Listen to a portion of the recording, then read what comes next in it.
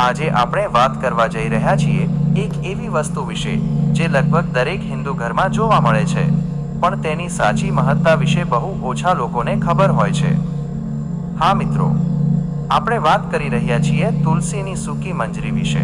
ઘણા લોકો માનતા હોય છે કે તુલસી માત્ર એક સામાન્ય છોડ નથી, પરંતુ તે ધાર્મિક શ્રદ્ધા, સકારાત્મક ઉર્જા અને ઘરની શાંતિનું પ્રતીક છે. વર્ષોથી ચાલતી આવતી માન્યતાઓ અનુસાર તુલસીની સૂકી મંજરીને ઘરમાં ખાસ જગ્યાએ રાખવાથી સકારાત્મક વાતાવરણ બની શકે છે. પરંતુ મિત્રો, શું ખરેખર લોકો શા માટે તુલસીની મંજરીને એટલું મહત્વ આપે છે?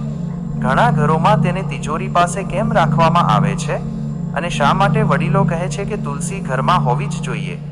આજે આપણે આ બધું ખૂબ સરળ ભાષામાં સમજવાના છીએ, તો વિડીયોને અંત સુધી જરૂર જોતા રહેજો, કારણ કે આજની માહિતી ધાર્મિક માન્યતાઓ, પરંપરા અને જીવનશૈલી સાથે જોડાયેલી છે. મિત્રો, હિન્દુ ધર્મમાં તુલસીને ખૂબ પવિત્ર માનવામાં આવે છે. ઘણા લોકો તેને માં તુલસી તરીકે પૂજે છે. દરરોજ સવારે તુલસી પાસે દીવો કરવો, પાણી ચઢાવવું અને પ્રાર્થના કરવી, આ પરંપરા ઘણા વર્ષોથી ચાલી આવી રહી છે. ધાર્મિક ગ્રંથો અને લોકમાન્યતાઓ અનુસાર તુલસીનું છોડ ઘરમાં સકારાત્મક ઉર્જા લાવે છે અને વાતાવરણને શાંત બનાવવામાં મદદરૂપ બને છે. ખાસ કરીને તેની સુગંધ અને હરિયાળી મનને શાંતિનો અનુભવ કરાવે છે. પરંતુ મિત્રો, જ્યારે તુલસીની મંજરી સુકાઈ જાય છે, ત્યારે ઘણા લોકો તેને ફેંકી દેતા હોય છે. જ્યારે કેટલીક માન્યતાઓ મુજબ સૂકી મંજરીને પણ ખૂબ શુભ માનવામાં આવે છે.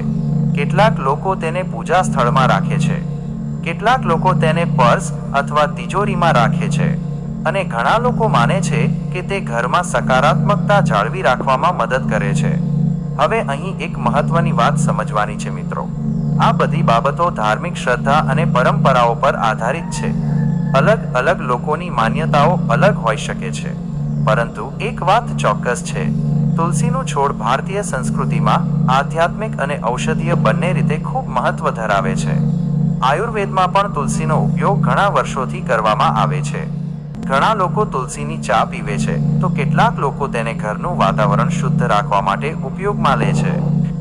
મિત્રો, હવે વાત કરીએ કે લોકો તુલસીની સૂકી મંજરીને ક્યાં રાખે છે. ઘણા ઘરોમાં પૂજા રૂમમાં તુલસીની મંજરી રાખવાની પરંપરા જોવા મળે છે. માન્યતા મુજબ તે સ્થાનને પવિત્ર રાખવાનું પ્રતીક માનવામાં આવે છે. કેટલાક લોકો તેને તિજોરી પાસે પણ રાખે છે. તેમનું માનવું હોય છે કે આવું કરવાથી ઘરમાં સુખ અને સમૃદ્ધિનું વાતાવરણ બની રહે છે. જો કે મિત્રો, અહીં એ સમજવું જરૂરી છે કે જીવનમાં સફળતા માટે મહેનત, સકારાત્મક વિચારસરણી અને યોગ્ય નિર્ણયો ખૂબ મહત્વના હોય છે. કોઈ પણ વસ્તુને ચમત્કાર તરીકે જોવાની જગ્યાએ તેને શ્રદ્ધા અને પરંપરા તરીકે જોવી વધુ યોગ્ય છે. વિજ્ઞાનની દ્રષ્ટિએ પણ જોવામાં આવે તો ઘરમાં છોડ હોવાના ઘણા ફાયદા જણાવવામાં આવ્યા છે. છોડો આસપાસનું વાતાવરણ તાજું રાખવામાં મદદ કરે છે અને હરિયાળી મનને શાંત બનાવવામાં મદદરૂપ બની શકે છે. મિત્રો, આજકાલ સોશિયલ મીડિયા પર તુલસી વિશે ઘણા દાવાઓ વાયરલ થતા હોય છે. કોઈ કહે કે આ ઉપાયથી તરત પૈસા આવશે કે એક રાતમાં કિસ્મત બદલાઈ જશે. પરંતુ આપણે હંમેશા સંતુલિત અને સમજદારીપૂર્વક વિચારવું જોઈએ, કારણ કે જીવનમાં પ્રગતિ માટે નિયમિત મહેનત, સકારાત્મકતા અને ધીરજ સૌથી જરૂરી છે. ધાર્મિક પરંપરાઓ આપણને માનસિક શાંતિ અને આશા આપે છે, અને ઘણીવાર એ જ વસ્તુ માણસને આત્મવિશ્વાસ આપે છે.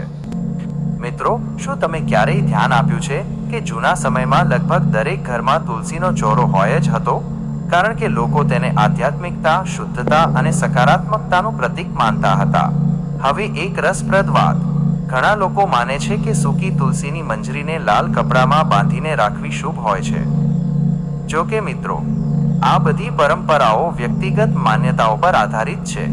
પરંતુ એક વાત આપણે જરૂર શીખી શકીએ કે ઘરમાં સકારાત્મક વાતાવરણ, શાંતિ અને આધ્યાત્મિકતા જાળવવી ખૂબ જરૂરી છે.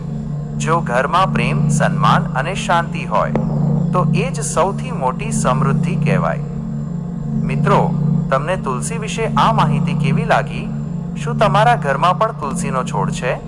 અને તમે તુલસી સાથે જોડાયેલી કઈ માન્યતા સાંભળી છે? તમારો જવાબ કોમેન્ટમાં જરૂર લખજો.